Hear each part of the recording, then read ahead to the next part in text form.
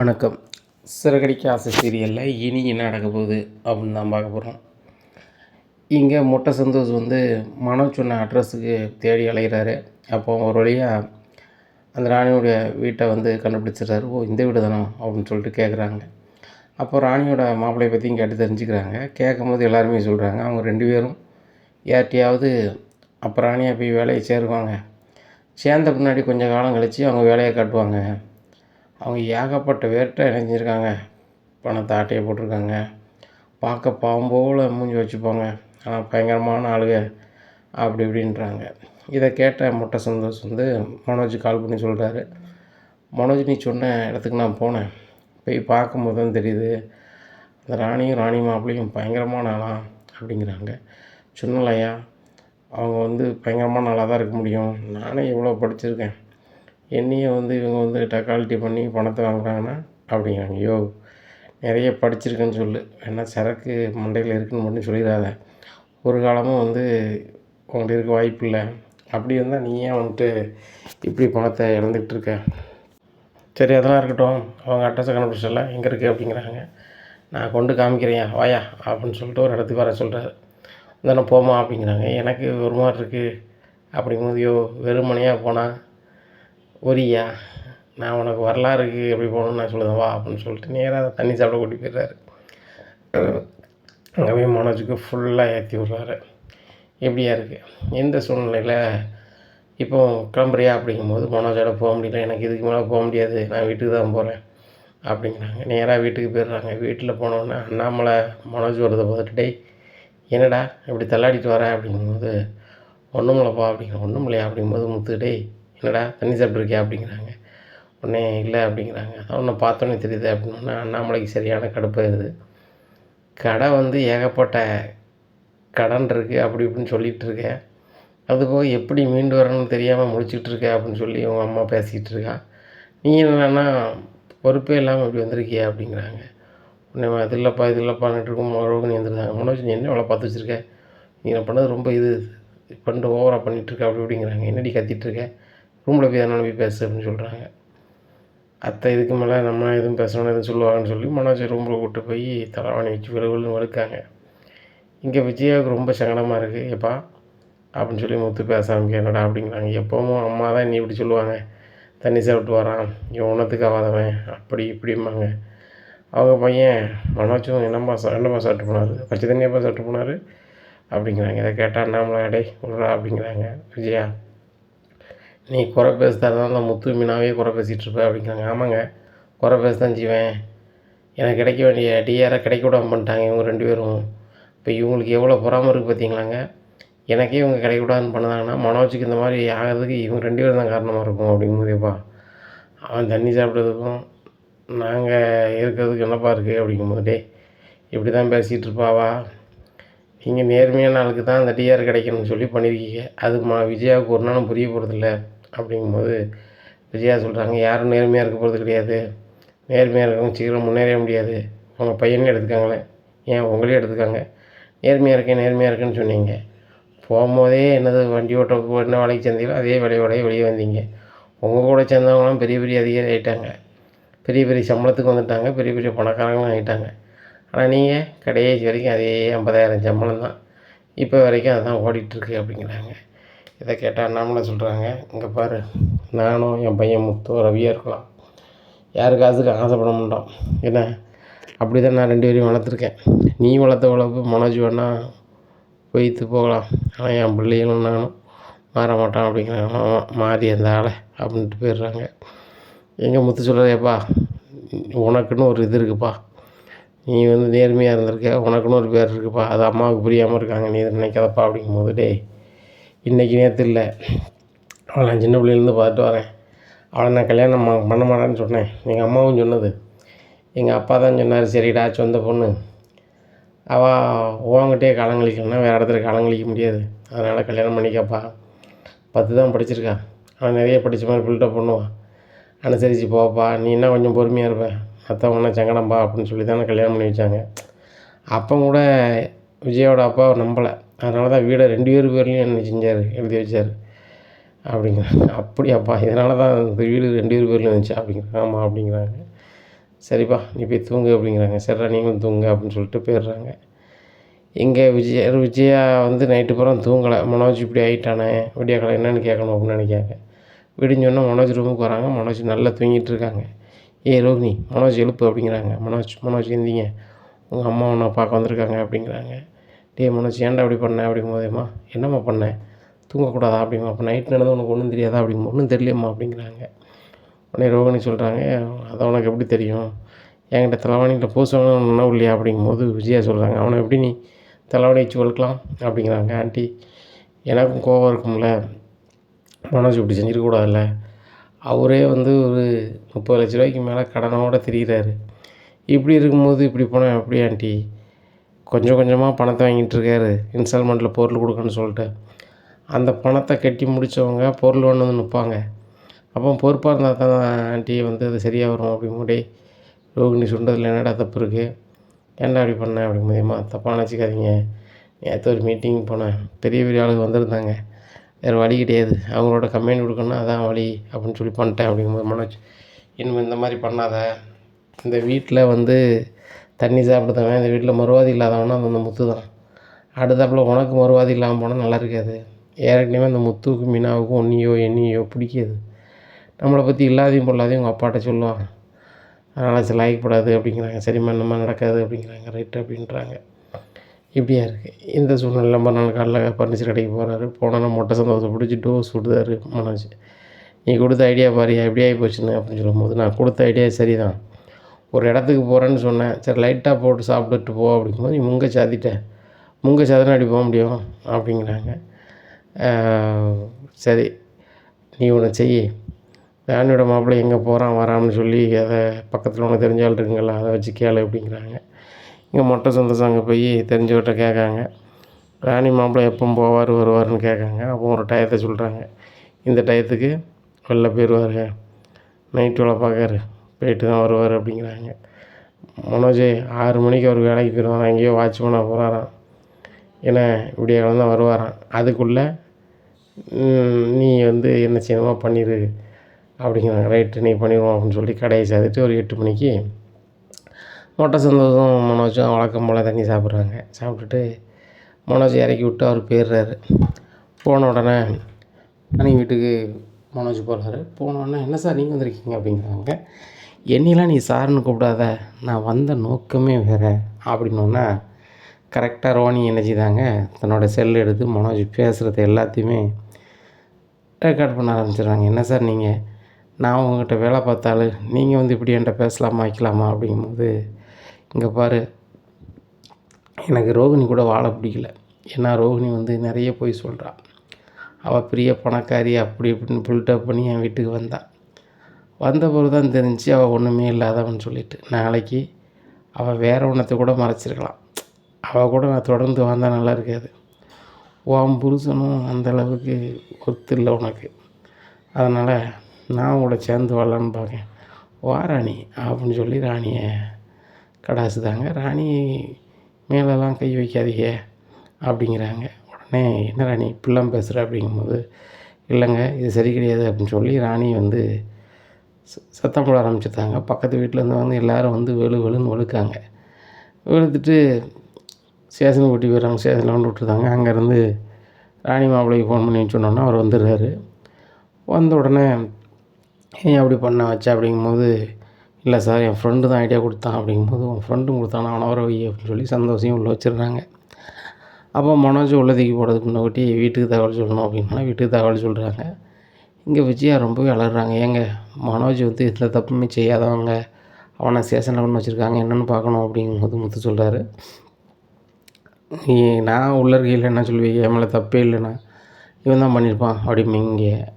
இப்போ மனோஜ் வந்து செஞ்சானா செய்யலைன்னே உங்களுக்கு தெரியாது. ஆனால் அவன் எந்த தப்புமே செய்யலை அவனை கொண்டு உள்ள வச்சுருக்கான்னு சொல்கிறீங்க அப்படிங்கும்போதே ஒன்றை மாதிரிலாம் கிடையாடா மனோஜ் அவன் எதுவுமே பண்ண மாட்டான் அப்படிங்கிறாங்க. ஸ்டேஷனுக்கு எல்லோரும் வீட்டிலேருந்து போயிடுறாங்க. அங்கே போனோன்னா அங்கே கேட்காங்க. ஸ்டேஷனில் சொல்கிறாங்க இந்த மாதிரி மனோஜ் வந்து தண்ணி சாப்பிட்டு அந்த வீட்டுக்கு போயிருக்காரு அது ரொம்ப தப்பு. அதுபோக என் பொஞ்சாதி எனக்கு வேண்டாம் நீ தான் வேணும் நீ தான் கல்யாணம் பண்ணணும் எப்போன்னு சொல்லி அவர் என்னெல்லாமோ பேசியிருக்காரு. அவரை சும்மா விடக்கூடாதுன்னு சொல்லி ராணியும் அவங்க அப்படின்னு சொல்லுதாங்க. இன்னும் ஒன்றும் பண்ண முடியாது, உள்ளே தான் அனுப்ப போகிறோம் அப்படின்னோடனே, சார் என் பையன் அப்படிலாம் கிடையாது அப்படிலாம் கிடையாதா, இந்த வீடியோவை பாருங்கம்மா அப்படிங்கிறாங்க. பார்த்துட்டு விஜயா ரொம்பவே அரண்டு போகிறாங்க. ரோகிணிக்கு சரியான கோபம். மனோஜ் என்ன விரும்புகிறீங்கன்னு சொல்லி தானே என்னை கல்யாணம் பண்ணீங்க, உங்களுக்காக நான் என்னெல்லாம் பண்ணியிருக்கேன் அப்படிங்கும்போது, ரோகிணி நான் இப்போ கூட ஒன்று விரும்புகிறேன். மொட்டை சந்தோஷ் தான் நர்காரில் இவர் தான் ஐடியா கொடுத்தாப்புல. 2 பேரும் வந்து உன்கிட்ட பேசுகிற மாதிரி பேசி உன்கிட்ட அடிக்கடி பிரித்து வாஷிங் மிஷின் அது இதுன்னு வாங்குதாங்க. நீங்கள் வந்து என்ன செய்யுங்க, அவங்க சொன்னதே செய்த மாதிரி பண்ணுங்கள். ஆட்டோமேட்டிக்காக நாங்கள் வந்து பணத்துக்காகவும் பொருளுக்காகவும் அப்படி பண்ணோம், இன்னும் பண்ணவே மாட்டோம் அப்படின்னு சொல்லிடுவாங்க. அதுக்கப்புறம் உனக்கு பிரச்சனையே இல்லை அப்படின்னு தான் சொன்னோன்னு நான் இதை செஞ்சுட்டேன் அப்படிங்கும்போது, நான் இதை நம்புது மாதிரி இல்லை அப்படிங்கிறாங்க. மொட்டை சந்தோஷம் சொல்கிறேம்மா ரோகிணி, இது அம்மா உண்மை. நான் சொன்னேன் மனோஜ் பாணியில் வேறு மாதிரி பண்ணிட்டாப்புல, அவங்க அதுக்கு சாதகமாக பயன்படுத்திக்கிட்டாங்க. எப்படியாவது அவங்கள்ட்ட பேசி எங்கள் 2 பேர் வழி எடுக்க பாருமா, உன் புருஷன் கிடைக்க நானாக உள்ளே போக முடியாது அப்படி இப்படிங்கிறாங்க. இங்கே ரோகிணி எவ்வளோ பேசி பார்க்காங்க, நடக்கலை. அப்புறம் ராணி மாப்பிள்ளை சொல்லுதாங்க, மனோஜ் வழி விடணுன்னா ஒரே வழி தான் இருக்குது அப்படிங்கிறாங்க. என்ன அப்படிங்கிறாங்க, அந்த கடையில் உள்ள பொருளை பாதி பொருள் எனக்கு வேணும் அப்படிங்கிறாங்க. ரோகிணி சொல்கிறாங்க அதெல்லாம் தர முடியாது அப்படிங்கிறாங்க. அப்போ மனோஜை வெளியிட முடியாது அப்படிங்கிறாங்க. வேறு வழியே தெரியல, இருக்க பொருளை பாதி பொருளை தாரன்றாங்க. அப்போ அவர் சொல்லுவார், உடனே நான் ஒரு வண்டி அனுப்புது அந்த பொருளை பிறந்தாங்கன்னு சொல்லிட்டு ஒரு 20 லட்ச ரூபாய்க்கு மேலே உள்ள பொருளை கடையில் வந்து ஏற்றி கொண்டு போயிருந்தாங்க. போனோடனே சரி ரைட்டு அப்படின்னு சொல்லி மனோஜ் வழி விடுங்க சார்னு எழுதி கொடுத்துட்டு போயிருந்தாங்க.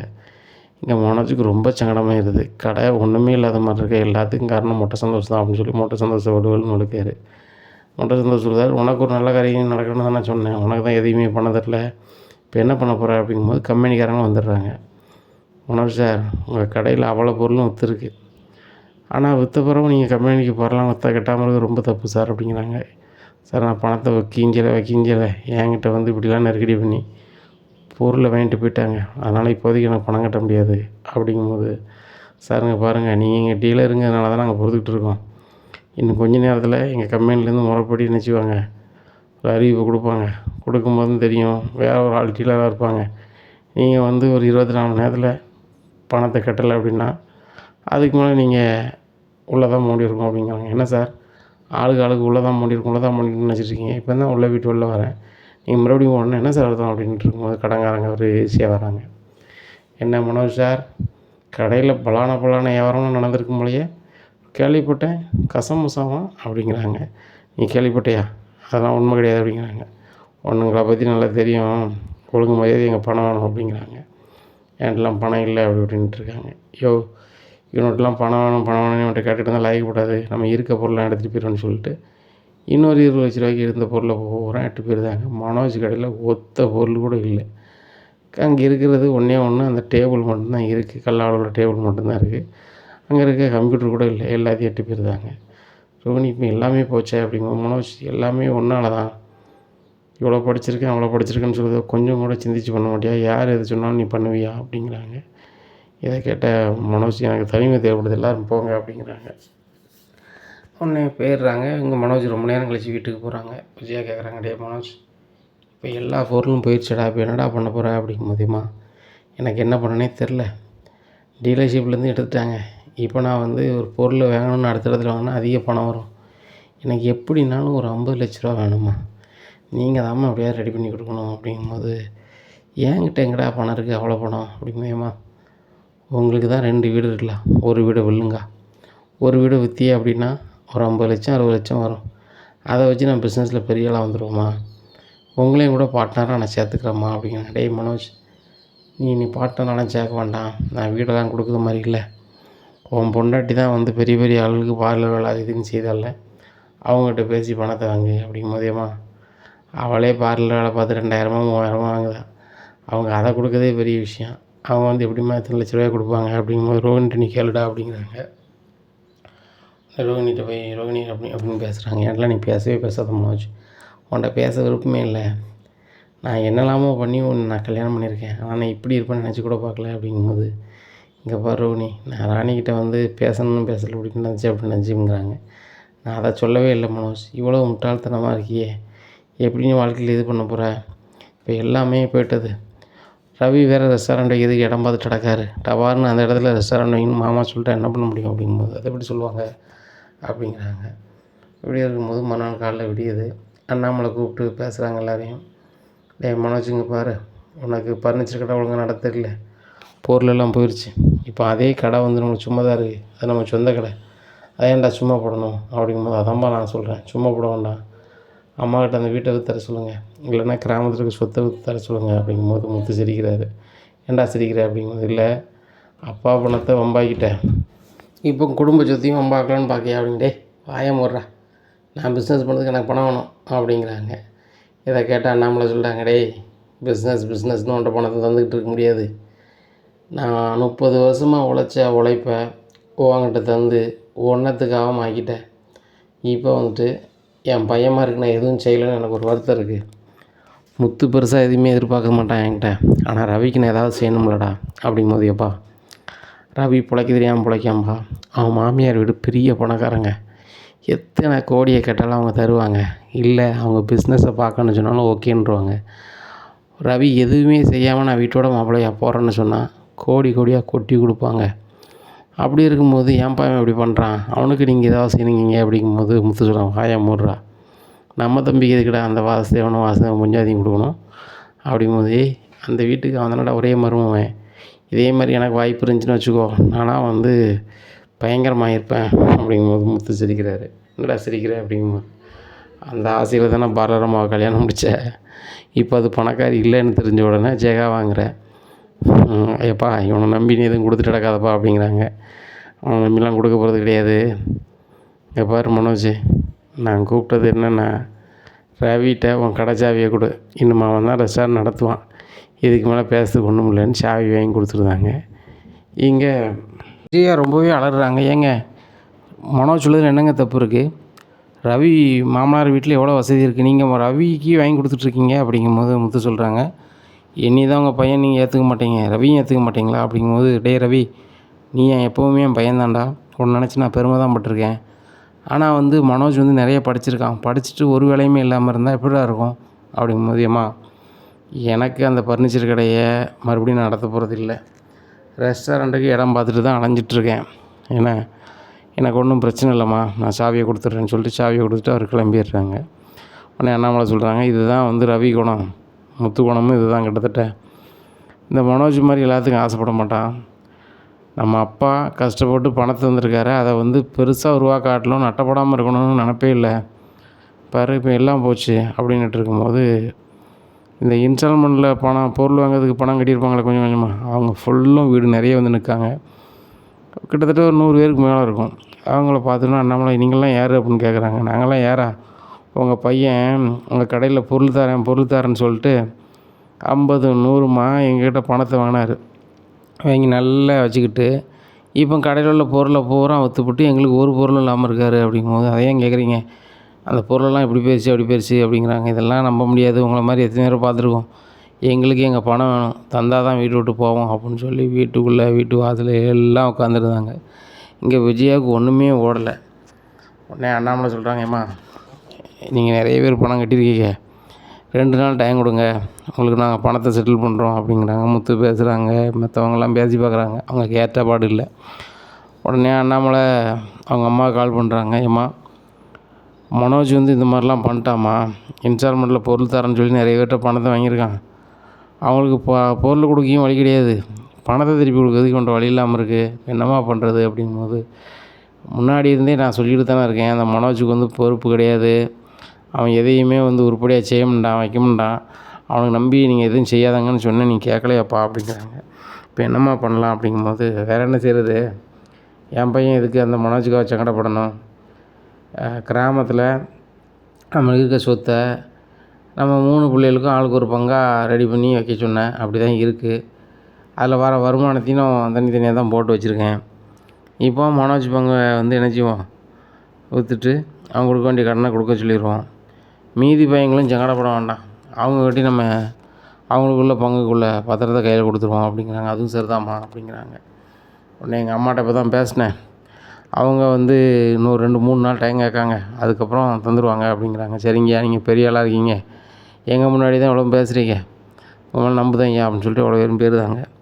மனோஜ் சொல்கிறாங்க, ஏப்பா என் சொத்தை விற்றா எவ்வளோ வரும் அப்படிங்கிறாங்க. டே நீ வாங்கி வச்சுருக்க கடத்தை அது வந்து அடைக்கும், அது வேணால் செய்யும் அப்படிங்கும்போது, இல்லைப்பா அதோட எனக்கு கூட ஒரு 30 லட்ச ரூபா வேணும், இன்னும் அதுக்கு பொருள் இறக்கணும் வைக்கணும் அப்படிங்கிறாங்க. டேய் அதுக்கெலாம் முடியாது, இவன் திறமையால முன்னேறி வான்னா வா, இல்லை அதிலே வேறு தொழில் பண்ணி எப்படியா ஜெயிக்க முடியுமான்னு பாரு அப்படிங்கிறாங்க. உடனே மனோஜ் வந்து ரொம்ப கடுப்பில் ரூமில் போய் உட்காந்துருக்காங்க. ரோகிணி போகிறாங்க. போயிட்டு மனோஜ் உங்கள் பாட்டிகிட்ட போய் நம்ம பேசுவோம், நம்ம கூட ஒரு பங்கு கேட்போம், நீ தானே மூத்த பையன், அதுபோக நீ தான் வந்து எல்லாருக்கும் எல்லாம் செய்யணும், பின்னாடி நான் பார்த்துக்கிட்டு தான் அப்படி இப்படின்னு சொல்லி பேசுவோம் அப்படிங்கிறாங்க. சரி ரைட்டு அப்படின்னு சொல்லி இங்கே வீட்டில் யார்ட்டையுமே சொல்லாமல் கிராமத்தை பார்த்து போகிறாங்க. மனோஜும் ரோகிணியும் பார்த்துட்டு, என்ன ரோகிணி உன் புருஷனுக்கு தனியாக பிஸ்னஸ் அவங்க அப்பா பணம் இருந்தார் வச்சாருன்னு ஆரம்பித்து கொடுத்தோம்னு பில்டப் பண்ணேன், கடையில் அது என் பையன் பணமாக தான் இருந்திருக்கு, அதையும் கோட்டையை விட்டீங்களா அப்படிங்கிறாங்க பாட்டி. அது சம்மந்தமாக தான் அவங்ககிட்ட பேச வந்திருக்கோம். மனோஜ் பங்கு நீங்கள் சொத்தை விற்று வந்து கொடுக்கறதாக சொன்னீங்க, ஆனால் மனோஜ் தான் மூத்த பையன், நாளைக்கு இருக்க 2 தம்பிமாருக்கு என் வீட்டுக்காரர் தான் செய்யணும் வைக்கணும், அதனால் வந்து எங்களுக்கு வந்து கூடுதலாக கொஞ்சம் பணம் வேணும், சொத்து வந்து 2 பங்கு வேணும் அப்படிங்கிறாங்க. இதை கேட்ட பாட்டி சிரிக்கிறாங்க. இங்கே பாருங்கள், வீட்டில் யார் முதல்ல வந்து புள்ளதாச்சி ஆகுறாங்களோ அவங்களுக்கு ஒரு பங்கு நான் தரேன்னு சொன்னேன், நான் சம்பாதிச்ச சொத்தை தரேன்னு சொன்னேன், அதுக்கு உங்களுக்கு வசம் இல்லை, இப்படி இருக்கும்போது தர முடியாதும்மா, உங்களுக்கே மட்டும் பண்ணிக்கிட்டே இருக்க முடியுமா, என் பையன் வேலை பார்த்த காசு மொத்த காசையும் இந்த மனோஜ்கிட்ட தான் கொடுத்தான், அதை வம்பாக்கிட்டான், என்ன என் பையனுக்கோ எதுக்கோ திருப்பி கொடுக்கல வைக்கல, சரி அதை விட்டுருவோம், இப்போ இந்த பங்கை மட்டும் தான் விற்று தரலாம், மீதி எதுனாலும் அண்ணாமலை தான் பேசணும்னு சொல்லி அண்ணாமலைக்கு கால் பண்ணிடுறாங்க. அண்ணாமலைக்கு அப்போ தான் தெரியுது இது ரோகிணியும் மனோஜும் வந்து கிராமத்துக்கு போயிருக்காங்க அப்படின்னு சொல்லிட்டு. உடனே ஏம்மா மனோஜ் இப்படி கேட்டுக்கிட்டு இருப்போம், அதெல்லாம் செய்ய முடியாதும்மா, மற்ற பையங்களை நம்ம பார்க்கணுமா இல்லையா அப்படிங்கிறாங்க. அதுவும் சரிதாண்டா அப்படிங்கிறாங்க. இங்கே மனோஜும் ரோகிணியும் வந்தது வேலைக்கு ஆகலை, இங்கே கிராமத்துக்கே வந்துடுறாங்க, இங்கேயே வந்துடுறாங்க, பட்டணத்துக்கு வந்துடுறாங்க. வந்தோன்னே அண்ணாமலை எல்லோரும் வச்சு கேட்காங்க, டே மனோஜ் எங்கள் அம்மா தான் பணம் கொண்டு வரேன்ருக்காங்க, நீ இது போய் கேட்ட அப்படிங்கும்போது, பாட்டி கொண்டு வர பணம் வந்து கடனுக்கே சரியாக இருக்கும், நான் எப்படி தொடர்ந்து பிஸ்னஸ் பண்ண முடியும், நான் வந்து இனிமேல் இருக்கவே மாட்டேன் வைக்கவே மாட்டேன் அப்படின்னா, விஜயா வந்து கண்ணா ஏன்டா இப்படி சொல்கிற, நான் என் ஃப்ரெண்டு ராஜேஸ்வர்கிட்ட கேட்டு பார்க்குறேன்டா அப்படின்னு சொல்லி ராஜேஸ்வர்கிட்ட போய் கேட்காங்க. என் பையன் மனோஜ் வந்து மறுபடியும் பிஸ்னஸ் பண்ணணுங்கிறான், அவனுக்கு ஒரு 50 லட்சம் கொடுத்து உதவு, அவன் கொஞ்சம் கொஞ்சமாக தருவான் அப்படிங்கும்போது, இங்கே பாரு விஜயா நீ என் ஃப்ரெண்டு தான், உனக்கு 3 பையன்மாரு, மூத்த பையன் எந்த வித பொறுப்பும் இல்லாமல் அவன் பாட்டில் அலையுத பையன், மற்ற 2 பையன்மாருக்கு நீ எதனாலும் கேளு நான் செய்ய தயாராக இருக்கேன், நான் மனோஜுக்கு மட்டும் எதுவும் செய்ய மாட்டேன் அப்படிங்கும்போது, ஏன் இப்படி பேசுகிற, என் பையன் எவ்வளோ படிச்சிருக்கான் தெரியுமா வச்சுருக்கான் தெரியுமா அப்படிங்கிறாங்க. நீ சொல்லதெல்லாம் நினச்சி அந்த மனோஜ் பயங்கரமான ஆள்னு நினச்சிக்கிட்டு இருந்தேன், அவன் பர்னிச்சர் கடைக்கு ஒரு நாள் நான் வந்து தச்சியெல்லாம் ஒரு மாஸ்க்கு போட்டு போயிருந்தேன், அன்றைக்கி தான் அவன் எப்படி கடை நடத்தான்னு பார்த்தேன், இப்போ ஏற்பட்டவனுக்கு வந்து என் மோளை கூட நான் முன்னாடி கல்யாணம் முடிச்சிக்கலான்னு நினச்சேன், அப்போ தான் தெரிஞ்சிச்சு இவன் எதுக்கு நாய் கிடையாதுன்ட்டு அப்படிங்கிறாங்க. என்ன ராஜேஸ்வரி நீனே எப்படி பேசுகிற அப்படிங்கும்போது, ஆமாம் உள்ளே தானே சொல்லுதேன், அவனுக்கு வந்து பணத்தை கொடுத்துக்கிட்டு பணத்தை எப்போ தருவான்னு பார்த்துட்டு இருக்க முடியுமா, என் வீட்டுக்காரர் பிஸ்னஸ் பண்ணிகிட்ருக்காரு, அவருக்கு எப்பவும் பணம் கையில் இருக்கணும், அதனால் ஆகிக்கப்படாது, வேறு எதுனா பேசு, அந்த வகையில் எதுவும் சாப்பிடுதியா அப்படிங்கிறாங்க. ராஜேஸ்வரி இனிமேல் உனக்கு எனக்கும் பேச்சே இல்லை அப்படிங்கும்போது, போய்ட்டோ அப்படின்றாங்க. நேராக பார்வதி வீட்டுக்கு போகிறாங்க. பார்வதி அப்படிங்க என்ன அப்படிங்கிறாங்க, உனக்கு தெரிஞ்ச பெரிய ஃபைனான்சியராக பாரு அப்படிங்கிறாங்க. என்ன விஷயம், எதுவும் சினிமா எடுக்க போறியா அப்படிங்கிறாங்க. சினிமாவே என் கதையே சினிமா கதை மாதிரி தான் இருக்குது, மனோஜுக்கு எப்படியாவது காசு கொடுக்கணும், என் வீட்டு பத்திரத்தை வச்சு கொடுக்கலான்னு பார்க்குறேன் அப்படிங்கும்போது, இங்கே பாரு விஜயா ஏற்கனவே வீட்டு பத்திரத்தை வச்சு கொடுத்து தான் ரொம்ப சீரழிஞ்ச, மறுபடியும் அந்த கதைக்கு போகாத அப்படிங்கும்போது, இல்லை மனோஜுக்கு வந்து எல்லா பக்கமும் பணத்தை களைஞ்சிட்டோம், ஒன்றுமில்லாதவளை கல்யாணம் முடிக்க போய் என் பையனுக்கு ஒன்றும் செய்ய முடியாமல் இருக்குது, அதுக்கு வழி நான் தான் செய்யணும், என் மாமியாரும் கடன் அடைக்க தான் பணம் தரங்காக, கடையை மறுபடியும் ரன் பண்ணதுக்கு பணம் இல்லைங்கிறாங்க, அதனால் வீட்டு பத்திரத்தை வச்சிடலான்னு பார்க்கேன் அப்படிங்கும்போது, சரி கொஞ்சம் அண்ணங்கிட்ட நான் சொல்லிடுவேன் எதுனா அப்படிங்கிறாங்க. நீ சொல்லாத அப்படிங்க, நான் சொல்லக்கூடாதா அப்படிங்கம்மா, உன் பத்திரத்தை வச்சு தானே வாங்க போகிறோம் அப்படிங்க, என் பத்திரத்தை வச்சா அப்படிங்கிறாங்க. ஆமாம் பார்வதி உன் பத்திரத்தை வச்சு நம்ம வந்து கொஞ்சம் கடை வாங்கிடுவோம், வாங்கிட்டு அந்த கடனை கொஞ்சம் கொஞ்சமாக மனோஜ் அடைச்சிருவான் அப்படிங்கிறாங்க. உடனே பார்வதி சொல்லுதாங்க, அம்மா தாயே நீ வந்து மனோஜுக்கெலாம் பணத்தை கேட்காத, நீ என் ஃப்ரெண்டுங்க முறையில் என் வீட்டில் நீ வந்து யோகா பள்ளிக்கூடம் வச்சுருக்க, அப்புறம் நடன பள்ளி நடத்தினோம்னா, அப்புறம் 4 பேருக்கு நல்லது செய்யணுங்க, இதெல்லாம் பண்ணிட்டு போய் என் ஃப்ரெண்டுங்கிற முறையில் வீட்டு பத்திரத்தை வச்சுலாம் நான் பண்ண மாட்டேன், எனக்கு பையன் இருக்கான், மருமகன் இருக்கான், பேரம்பேத்தி இருக்காவோ, அவங்களுக்கு எதாவது ஒன்று நான் பண்ணணும்ல அப்படிங்கிறாங்க. உடனே எனக்காக நீ பண்ண மாட்டியா அப்படிங்கும்போது, இங்கே பாரு விஜயா எப்போனாலும் வா போ, நான் அதெல்லாம் 10 தான் தர மாட்டேன் அப்படிங்கிறாங்க. இங்கே விஜயாவுக்கு மேலும் கடுப்பு. சிந்தாமணியை தேடி போமான்னு சொல்லி சிந்தாமணியை தேடி போகிறாங்க. சிந்தாமணி நம்மளுக்கு என்னச்சு ஏதாவது பண்ணுவாங்க அப்படின்னு சொல்லிட்டு, சிந்தாமணி எப்படி இருக்கீங்க அப்படிங்க, நல்லா இருக்கேன் மாஸ்டர் உட்காருங்க அப்படின்ட்டு கூல்ட்ரிங்க்ஸ்லாம் கொடுக்குறாங்க. என்ன மாஸ்டர் இவ்வளவு வெயிலுக்குள்ளே வந்திருக்கீங்க அப்படிங்கிறாங்க. எல்லாம் உங்களை பார்க்க தான், உங்கள்கிட்ட ஒரு உதவி வேணும் அப்படிங்கிறாங்க. மாஸ்டர் நீ என்னன்னு சொல்லுங்கள், நான் கேட்குறேன் அப்படிங்கிறாங்க. இந்த காலத்தில் யாருங்க இப்படி சொல்கிறா, நீங்கள் தான் சொல்கிறீங்க. ராஜேஸ்வரின்னு சொல்லி ஒரு பெரிய பணக்காரி எனக்கு வந்து ஃப்ரெண்டாக இருந்தா, அவகிட்ட வந்து நான் என்ன செஞ்சேன், ஒரு உதவின்னு தான் போனேன், அவள் வந்து அதை பண்ணவே முடியாதுன்ட்டா அப்படிங்கும்போது, மாஸ்டர் நீங்கள் என்கிட்ட சொல்லுங்கள் மாஸ்டர், நான் என்ன பண்ணணுமோ பண்ணுறேன் அப்படிங்கிறாங்க. ஒன்றும் இல்லை சிந்தாமணி, என் பையனுக்கு ஒரு 40 லட்ச ரூபா மட்டும் வேணும். 40 லட்சமா அப்படிங்கிறாங்க. ஆமாம் சிந்தாமணி அப்படிங்கிறாங்க. இவ்வளோ பணம்லாம் என்கிட்ட இல்லையே மாஸ்டர் அப்படிங்கிறாங்க. உங்கள்கிட்ட தான் வந்து ஏகப்பட்ட பணம் இருக்கு, அவங்க வீட்டுக்கார் பெரிய ஃபைனான்சியர் அப்படிங்கும்போது, இங்கே பாருங்கள் மாஸ்டர், உங்களுக்காக நான் 5 லட்சம் தரலாம், அதிகபட்சமாக 10 தரலாம், இவ்வளோலாம் தர இயலாது. அதுபோக வந்து உங்கள் பையன் வந்து பிஸ்னஸே பண்ண தெரில மாஸ்டர், அவருக்கெலாம் இது எதுக்கு அப்படிங்கும்போது, என்ன சிந்தாமணி என் பையனை இப்படி பேசுகிறீங்க அப்படிங்கும்போது, உங்கள் மற்ற பையன் மாதிரிலாம் நான் பேசியிருக்கேன், நீங்கள் அப்போ கூட இவ்வளோ கோவப்படலை, இந்த மனோஜுக்காக கோவப்படுறீங்க அப்படிங்கும்போது, நான் மனோஜ் எனக்கு அவ்வளோ பிடிக்கும், மனோஜ் கஷ்டப்படும்போது அவ்வளோ சங்கடமாக இருக்குது அப்படிங்கும்போது, சிந்தாமணி சொல்லுதாங்க, மாஸ்டர் இதுக்கு ஒரே ஒரு ஐடியா இருக்குது அப்படிங்க, என்ன அப்படிங்கிறாங்க. என் மகா வந்து என் வீட்டுக்கார சொல்லி கேட்டுக்கிட்டு அவங்க வீட்டிலே இருக்காங்க, அவங்க அந்த என் மனசை மட்டும் உங்கள் பையன் மாற்றிட்டாருன்னா, ரோகிணி இருக்கிறத கூட நான் வந்து பெருசாக எண்ணாமல் நான் கல்யாணம் முடிச்சு வைக்கேன். என் மோளை மட்டும் நீங்கள் கல்யாணம் முடிச்சு வச்சிட்டீங்கன்னா, என் பேரில் கோடிக்கணக்கான சொத்தை என் புருஷன் போட்டு வச்சுருக்காரு, அந்த சொத்தை நம்ம 2 பேருமே எடுத்துக்கலாம் அப்படிங்கிற. என்ன சொல்கிறீங்க அப்படிங்கிற. ஆமாம் அப்படிங்கிறாங்க. உடனே மனோஜை கூப்பிட்டு பேசுகிறாங்க, டேய் இந்த மாதிரி இடத்துல வந்து இந்த பொண்ணு வேலை பார்க்குது, அங்கே பார்த்து பேசு அப்படிங்கிறாங்க. மனோஜ் போய் பார்த்து பேசுகிறாங்க. பேசினோடனே உங்களுக்கு கல்யாணம் ஆயிடுச்சா அப்படிங்கும்போது, அறுபக்குள்ளாரில் ஆமாம் அப்படின்னு சொல்லி உடம்பிருந்தார். என்ன கல்யாணம் ஆகலைன்னு சொன்னாங்க, இப்போ கல்யாணம் ஆயிடுச்சான்னு கேட்டோன்னா ஆமாங்கிறீங்க அப்படிங்கும்போது, இல்லை நீங்கள் ஏன் இப்படி கேட்குறீங்க, மாற்றி மாற்றி கேட்குறீங்க அப்படிங்கும்போது, இல்லை உங்களே மாதிரி ஒரு டிவி ஷோ ஒன்று பார்த்தேன், அதில் வந்து புருஷன் பொண்டாட்டியாக வந்தாங்க, உங்களை மாதிரி தான் இருந்துச்சு, ஆனால் நீங்கள் வந்து கல்யாணம் முடியல அப்படின்னு சொல்லி எங்கள் அம்மா சொன்னாங்களே, பெரிய பிஸ்னஸ் மேனு, கல்யாணம் முடியல, உனக்கு பிடிச்சிருந்தா பேசிக்கிடுவோன்னு சொன்னாங்களே அப்படிங்கிறாங்க. உடனே ஆஹா எங்கள் வீட்லேயும் இப்படி தான் சொல்லி அனுப்புனாங்க, ரோகிணி வேலை இருக்காளா அப்படின்னு சொல்லிட்டு, ரோகிணின்னு சொல்லிட்டு ஒரு பொண்ணு வந்து இன்னும் ஏமாற்ற கல்யாணம் பண்ணிவிட்டு அந்த பொண்ணை நான் வீட்டுக்கு அனுப்பி விட்ருவேன், அதனால் நான் உன்னை கல்யாணம் பண்ணலான்னு பார்க்குறேன், உங்களுக்கு தான் கோடிக்கணக்கான சொத்து இருக்குது, அந்த சொத்து எனக்கு வந்துச்சுன்னா நான் பிஸ்னஸ் பண்ணி பெரிய ஆளாகிடுவேன் அப்படிங்கிறாங்க. ஓ பணத்துக்காக தான் நீ வந்து உங்கள் அம்மா பேச்சையும் எங்கள் அம்மா பேச்சையும் கேட்டு வரையா, எங்கள் அம்மா பணத்துக்கு ஆசை பிடிச்சவங்க, பாசத்துக்கு உள்ளவங்க கிடையாதுன்னு தான் எங்கள் அப்பாவே விலகியிருக்காரு. சரி ரைட்டு, நம்ம அம்மாட்ட பேசாமல் இருக்கக்கூடாதுன்னு பேசினோமா அப்படின்னா, எங்கள் அம்மா வந்து இந்த மாதிரியெல்லாம் வேலை பார்க்காங்களா அப்படின்னா, சிந்தாமணிக்கு ஃபோன் பண்ணி பயங்கர டோஸ் கொடுத்தாங்க அந்த பொண்ணு. ஏம்மா உங்கள் ஃப்ரெண்டோட பையன் பெரிய பிஸ்னஸ்மேன், கல்யாணம் ஆகலை அப்படி இப்படின்னு சொன்னேன், இவர் எங்கேயோ பார்த்துருக்கேன்னு பார்க்கும்போது ஒரு டிவி ஷோவில் பார்த்த நினைவு வந்துச்சு, உங்களுக்கு கல்யாணம் ஆகிடுச்சா ஆகலையான்னு கேட்கும்போது அவரே உடம்பி சொல்லிட்டாரு, இதெல்லாம் மேலே பார்த்துட்டு இருக்காதம்மா அப்படிங்கிறாங்க. இங்கே மனோஜ் வந்து வந்துடுறாரு. அப்போ சிந்தாமணி சொல்கிறாங்க, மாஸ்டர் உங்கள் பையனை நம்புறது வேஸ்ட்டு, உங்கள் பையன் பண்ணது பாடலை என் மோவா இப்போ என்கிட்ட ஒழுங்காக பேச மாட்டான், நான் வேறு ஒரு நல்ல மாப்பிள்ளை சொன்னாலும் இன்னும் வேண்டான்னு தான் சொல்லுவா. என்ன மாஸ்டர் நீங்கள் அப்படின்ட்டு, மனோஜ் ஏன்டா அப்படி பண்ணேன் அப்படிங்கிறாங்க. நான் என்னம்மா பண்ணுறது, டபார்னு அவள் கேட்டால் கல்யாணம் ஆச்சு ஆகலையான்னு சொல்லிட்டு, முதல்ல ஆகலைன்னு, அப்புறம் நானே உழம்பி ஆமான்ட்டேன், ஏற்கனவே டிவி ஷோவில் பார்த்துருப்பாங்க போல எங்கள் 2 பேரையும் அப்படிங்கிறாங்க. போடா இப்போ என்னடா பண்ணுறது, பிஸ்னஸ்க்குன்னு அவ்வளோதான் அப்படிங்கிறாங்க. அங்கே கடை வந்து நடக்கலைன்னு பழைய ஓனருக்கே தெரிஞ்சிருது. நம்ம 30 வருஷமாக அதில் வந்து இப்போ ஃபர்னிச்சர் கடை வச்சுருந்தோம், நம்மளுக்கு வயசாகி போச்சு, நம்ம பையன்மார்கிட்ட போவோம், யார்ட்டையாவது இந்த தொழில் பண்ணது ஆள்கிட்ட கொடுத்துட்டு போயிடலாமே அப்படின்னு நினச்சா, அந்த முத்துத்தம்பி சொன்னான்னு சொல்லி கொடுத்தோம். ஆனால் வந்து இந்த மனோஜ் இப்படி பண்ணிட்டாரே அப்படின்னு சொல்லி மனோஜ் மேலே சரியான வருத்தம்.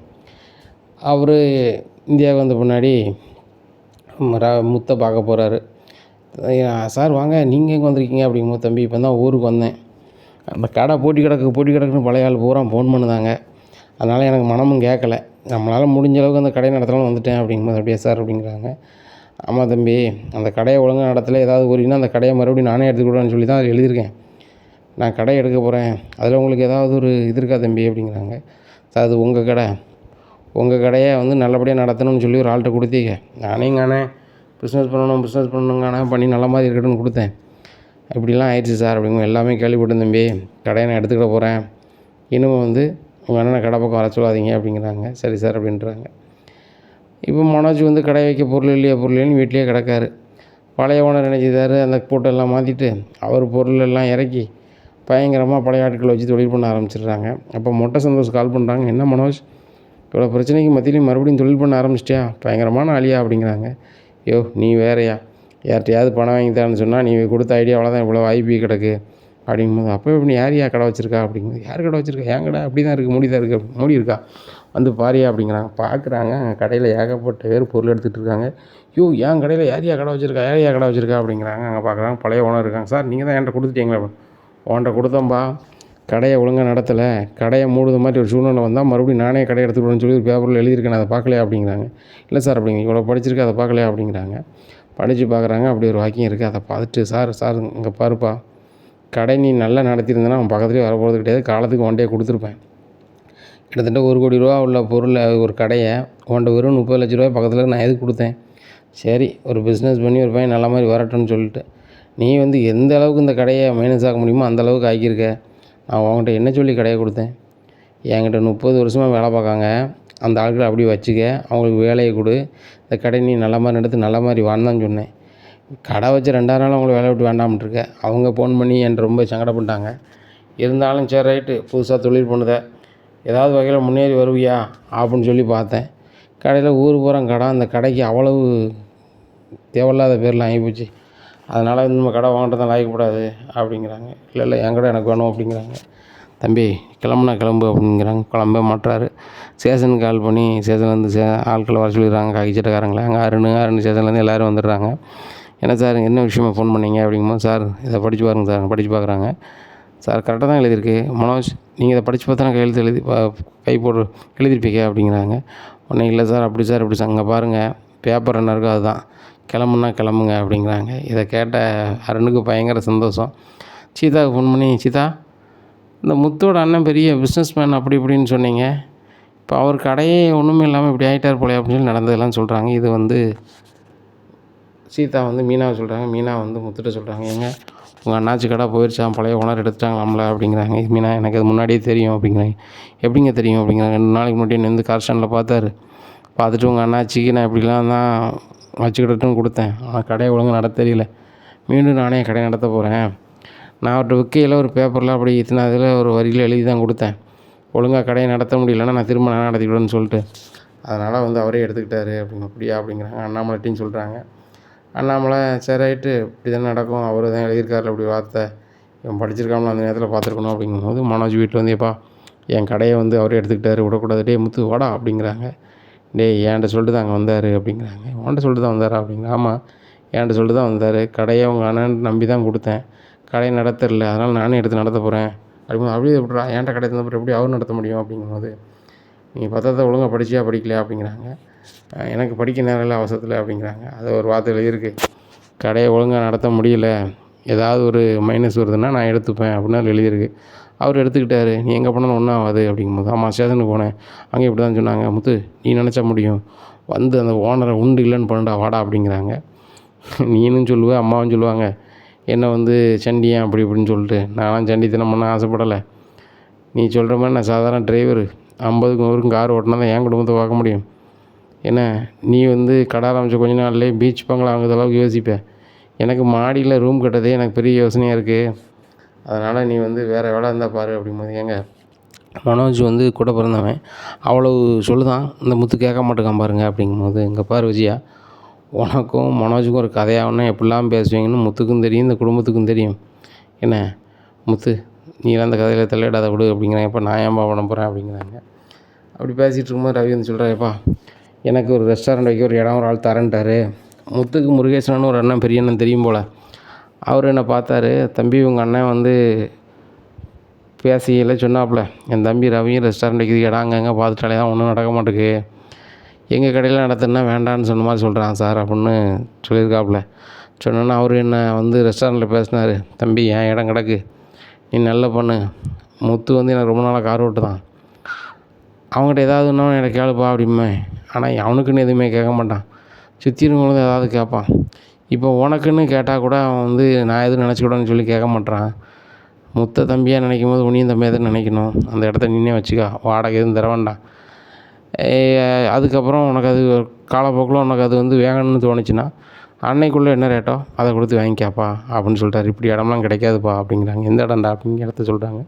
ரொம்ப மெயின். டேய் முத்து ரொம்ப நன்றிடா, நிறைய பேர் நல்லவங்ககிட்ட நீ பழகிருக்க அப்படிங்கும்போது, டேய் ரவி, நம்ம எந்த அளவுக்கு அவங்ககிட்ட பழகுறோமோ அவங்க அந்த அளவுக்கு உண்மையாக இருப்பாங்க. சரிதானே, அதில் வேறு ஒன்றும் இல்லை அப்படிங்கிறாங்க. இங்கே ரோகிணிக்கு சரியான கடுப்பாக இருக்குது. இப்போ ஒன்றும் நடக்க மாட்டேங்குது. மனோஜ் தான் இப்போ ஒன்றும் இல்லாமல் இருக்கார், வேறு வழியே கிடையாது அப்படின்னு சொல்லி கிராமத்துக்கு போய் அவங்க அம்மாட்ட, அம்மா கிராமத்து வீட்டை விற்றாகணும் அப்படிங்கிறாங்க. ரோகிணியோட அம்மா சொல்கிறாங்க, இங்கே பாருடி, நீ கிறிஷை பார்த்துக்கிடவே மாட்டேன்னு எனக்கு நல்லாவே தெரிஞ்சு போச்சு. அதனால் இந்த வீட்டை நான் விற்று தரைய மாட்டேன். நாங்கள் குடியிருக்க பிறகு எங்கே போவேன்? நான் கிராமத்தில் 50க்கு 100க்கு வேலை செஞ்சிகிட்ருக்கேன். இருக்க வீடு இருந்தால் தான் குடிச்சிட்டு நினச்ச முடியும், இருக்க முடியும். அதனால் லாய்க்கப்படாது அப்படிங்கிறாங்க. உடனே இல்லைம்மா, இந்த வீட்டை விற்றா தான்ம்மா மனோஜ் ஏதாவது தொழில் பண்ண முடியும் அப்படின்னோடனே அங்கே அவங்க சிரிக்க ஆரம்பிச்சிடுறாங்க. லட்சுமி, ஏம்மா சிரிக்கிற அப்படிங்கும்போது, உன் புருஷனை நீ மட்டும் தாண்டி நம்பணும். நான் அதே வீட்டில் வந்து இருந்திருக்கேன், பார்த்துருக்கேன். ரொம்ப பொறுப்பு இல்லாத மனுஷன் உன் புருஷன். அவர் எதையுமே சிறப்பாக பண்ணிக்க மாட்டார். நீ வேணால் புத்தியாக இருந்து ஏதாவது செஞ்சால் தான். இந்த வீடை விற்று நீ கொண்டு கொடுத்தாலும் அவர் ஒன்றும் இல்லாமல் ஆக்கி தான் போகிறாரு. அதுக்கு நீ கொடுத்துக்கிட்டு சித்தனாம இரு அப்படிங்கும்போதேம்மா, என் புருஷனை பற்றி எனக்கு தெரியுமா, அவர் பெரிய ஆளாக வருவாருமா அப்படிங்கும்போது, நீ வேணா அப்படின்னா உன் புருஷன் நீ வேணால் சொல்லலாம், மற்றபடி எதுவுமே நடக்காது அப்படின்னுட்டுருக்காங்க. உடனே இல்லைம்மா, வீடை விற்று தான் ஆகணும், வீடு என் பேர் தானே இருக்குது அப்படி இப்படின்னு சொல்லிட்டு இங்கே ரோகிணி வந்து சொல்லிட்டு போயிடுறாங்க. ஒரு வாரத்தில் நான் ஆள் கூட்டு வருவேன், நீ வீட்டிலேருந்து வெளில வெளியே போகிற அப்படின்ட்டு போயிடுறாங்க. அப்போ தான் ரோகிணியோட அம்மா நினைக்காங்க, இனிமேலும் நம்ம இப்படி இருக்கக்கூடாது. இப்படி இருந்தோம் அப்படின்னா கண்டிப்பாக இந்த வீடை விற்றுட்டு அப்பாட்டில் போயிடுவான். கிருஷ்ணானு எங்கே போய் இருக்கிறது? இந்த உண்மையை நம்ம எப்படியாவது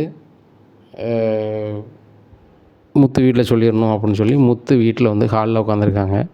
அப்போ முத்து மீனா வந்தோன்னா, என்னம்மா நீங்கள் வந்திருக்கீங்க அப்படிங்க. ஏன் முத்து மீனா வீட்டுக்கு நான் வரக்கூடாதா அப்படிங்கிறாங்க. நீங்கள் வரலாம் அப்படிங்கிறாங்க. என்ன விஷயமா வந்திருக்கீங்க அப்படிங்கிறாங்க. உங்கள் அப்பாவுக்கு ஃபோன் பண்ணி வர சொல்லுங்களேன் அப்படிங்கிறாங்க.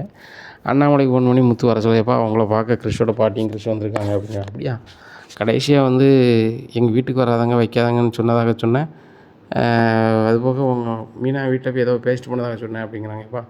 அதெல்லாம் சொன்னேன் தான், அவங்க வந்திருக்காங்கப்பா, சீக்கிரம் வாப்பா அப்படிங்கிறாங்க. அண்ணாமலை வந்துடுறாங்க. என்னம்மா அப்படிங்கிறாங்க. ஏன் உங்களை தான் பார்த்து பேசணும் அப்படிங்கிறாங்க. அப்போ விஜயா வந்துடுறாங்க. ஏங்க இவங்க எதுக்குங்க வீட்டுக்கு வந்திருக்காங்க? இவங்க தான் வந்து போயிட்டாங்க வச்சுட்டாங்கன்னு சொன்னீங்க, எதுக்கு வந்திருக்காங்க அப்படிங்கிறாங்க. சம்மந்தியம்மா, எதுவும் நினைக்காதீங்க, நான் உங்கள்கிட்ட தான் பார்த்து தனியாக பேசணும் அப்படிங்கிறாங்க. என்னது, நீ என் சம்மந்தியம்மாவா அப்படிங்கிறாங்க. ஆமாம், நான் தானே உங்கள் சம்மந்தியம்மா அப்படிங்கிறாங்க. எனக்கு ஒன்றும் புரியலை அப்படிங்கிறாங்க. என் மகளை உங்கள் பையன் கல்யாணம் முடித்தா நீங்கள் சம்மந்தியம்மா தானே அப்படிங்கிறாங்க. ஓ, இந்த மீனாவை உன் பொண்ணாக நினச்சிட்டு சொல்கிறியா? இந்த மீனாவெலாம் நான் என்றைக்குமே நான் நினச்சிக்க மாட்டேன், என் மருமகளாக ஏற்றுக்க மாட்டேன், அந்த முத்தையும் என் மகனாக ஏற்றுக்க மாட்டேன் அப்படிங்கும்போது, இவங்களும் இல்லைம்மா, அந்த மனோஜை வந்து நீங்கள் பையனை தானே ஏற்றுப்பீங்க அப்படிங்கிறாங்க. அது என் பையன் தானே அப்படிங்கிறாங்க. மனோஜை கல்யாணம் பண்ண என் பொண்ணு பண்ணியிருக்கானா, நீங்கள் என் சம்மந்தி தானே, உங்கள் பொண்ணு பண்ணியிருக்காளா, அது ரோகிணியில் கல்யாணம் பண்ணியிருக்கா அப்படிங்கிறாங்க. ரோகிணின்னு சொல்லிட்டு உங்கள் வீட்டில் இருக்கா, அதை வந்து ஏமாவா தான் அப்படிங்கிறாங்க. உடனே கிறிஷ் சொல்லுடா அப்படிங்கிறாங்க. ஆமாம் முத்து மாமா, மீனாத்தை, எங்கள் அம்மா கல்யாணின்னு சொன்னோம்ல, அந்த கல்யாணி இந்த ரோகிணி அம்மா தான் அப்படிங்கிறாங்க. இதை கேட்ட ஒட்டுமொத்த குடும்பமும் ஒரு மாதிரி ஆயிடுது. விஜயாவுக்கு ஒன்றும் விடாமல் அண்ணாமலை பற்றி, ஏங்க இவங்க என்ன சொல்கிறாங்க அப்படிங்கிறாங்க. விஜயா எனக்கே ஒரு மாதிரி தருக்கு, என்னென்னு கேட்போம். ஏம்மா என்னம்மா சொல்கிறீங்க அப்படிங்கும்போது, ஐயா என்ன மன்னிச்சிருங்க, என் வீட்டுக்கார் ஒரு பூரம் கடை வாங்கி வச்சுருந்தார், ஒரு ஆள்கிட்ட பணம் நிறையும் வாங்கியிருந்தார், அந்த ஆள்கிட்ட பணம் கொடுக்க முடியலைங்கும்போது அவருக்கு 2ஆம் தரமாக கல்யாணம் பண்ணி கொடுத்தாங்க இந்த ரோகிணியை. அவர் கொஞ்ச நாளில் போய் சேர்ந்துட்டார், அவர் வயசாகி போச்சு.